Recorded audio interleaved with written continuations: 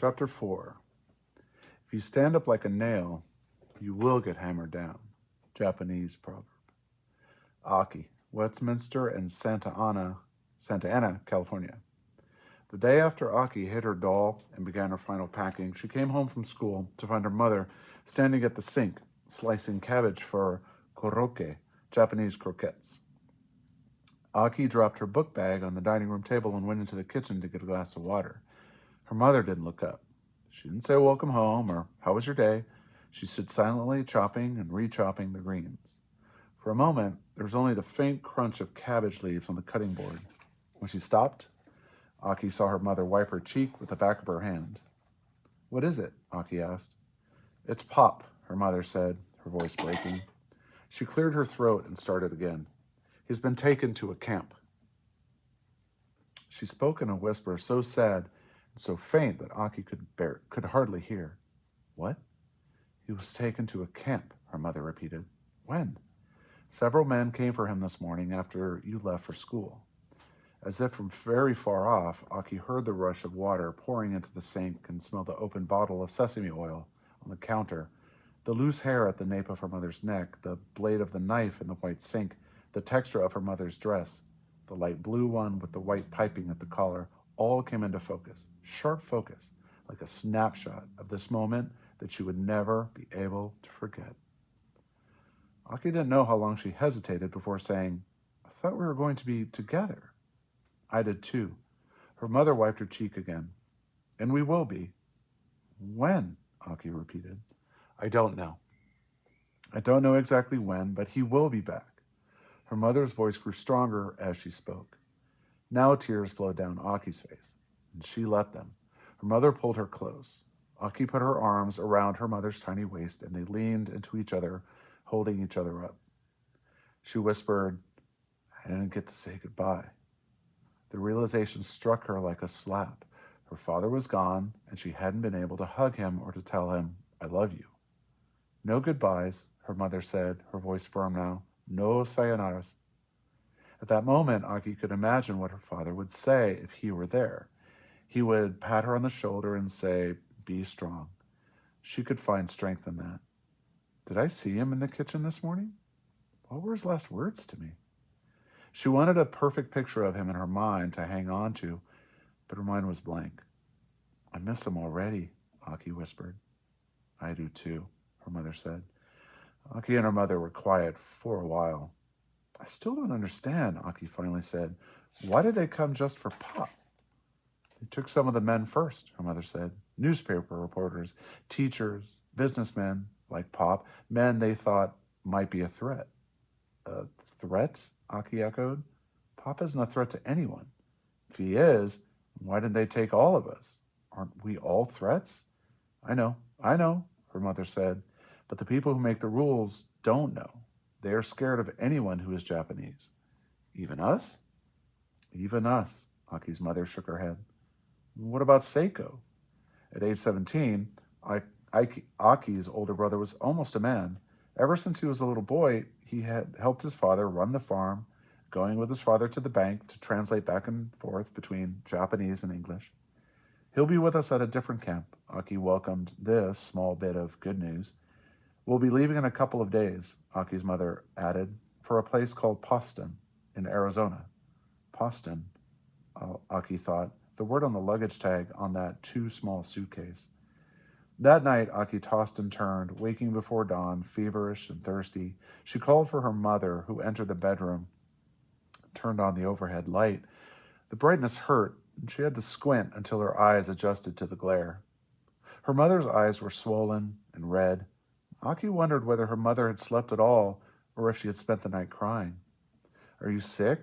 Aki's mother asked. Let me look at you. She felt Aki's face and neck and then lifted her nightgown. Oh no, her mother said. Aki's legs and torso were covered by tiny red spots as if she had been attacked by a swarm of hungry mosquitoes. Chicken pox. Why now? Aki had hoped to get chicken pox the year before when several of her friends came down with it and got to stay home from school for a couple of weeks.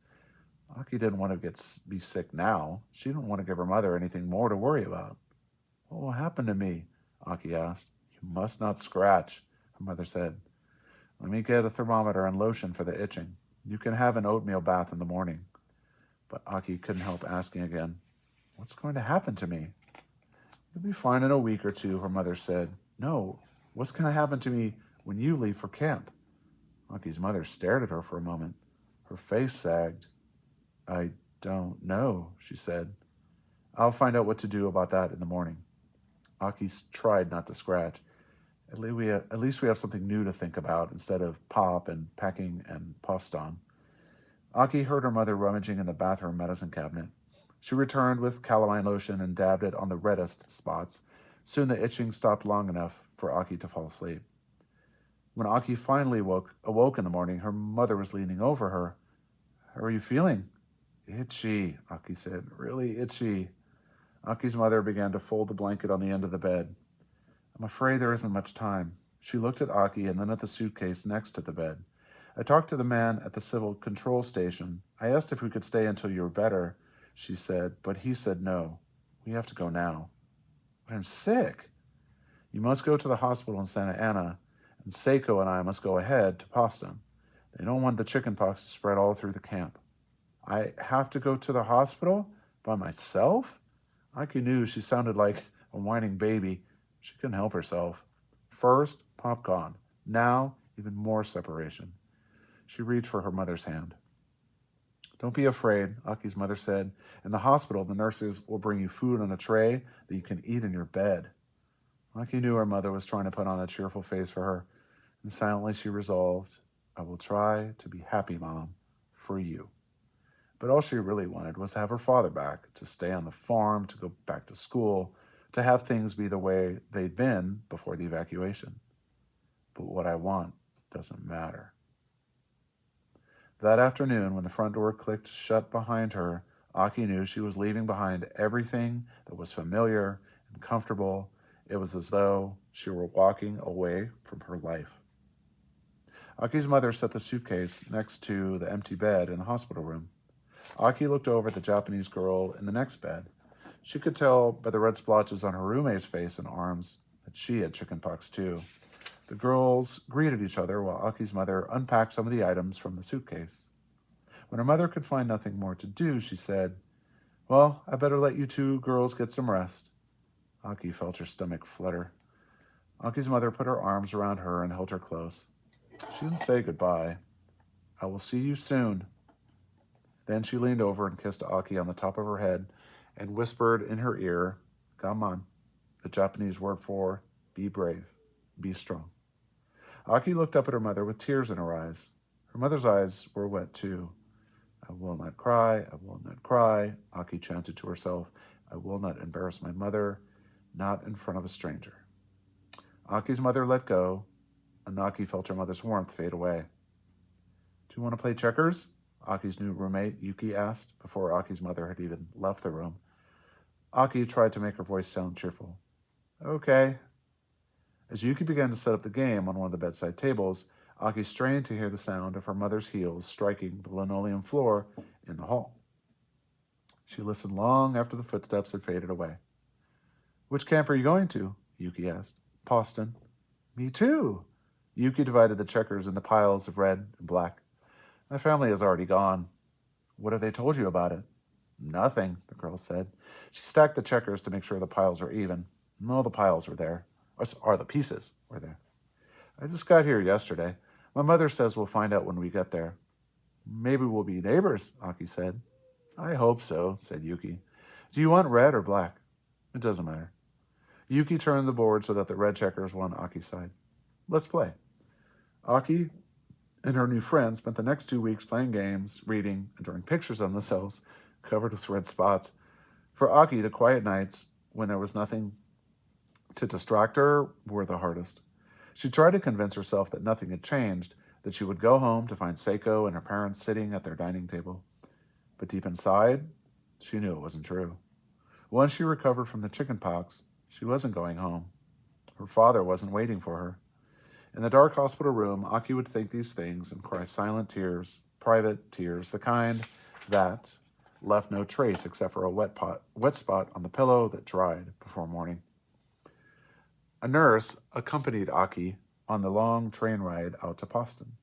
Soldiers wearing tan uniforms and carrying duffel bags waited on the platform as the train pulled away. They each have one bag, Aki noticed. Only what they can carry. Isn't this exciting? The nurse said. You'll be able to see your parents soon. Aki nodded and gave a tight-lipped smile. Not Pop. The nurse reached for the Saturday Evening Post and soon settled into reading her magazine. Aki gazed out the window, watching the lush green of the California growing country turn into the dry, dusty, bleak Arizona desert. Who can live out here? When the train pulled into the station, Aki hungrily searched faces in the crowd on the platform, looking for her mother. Aki didn't trust her eyes at first. Her mother was standing on the platform weeping. Aki had never seen her mother cry in public before. What has Poston done to her? Aki wondered as fresh fears crowded her imagination.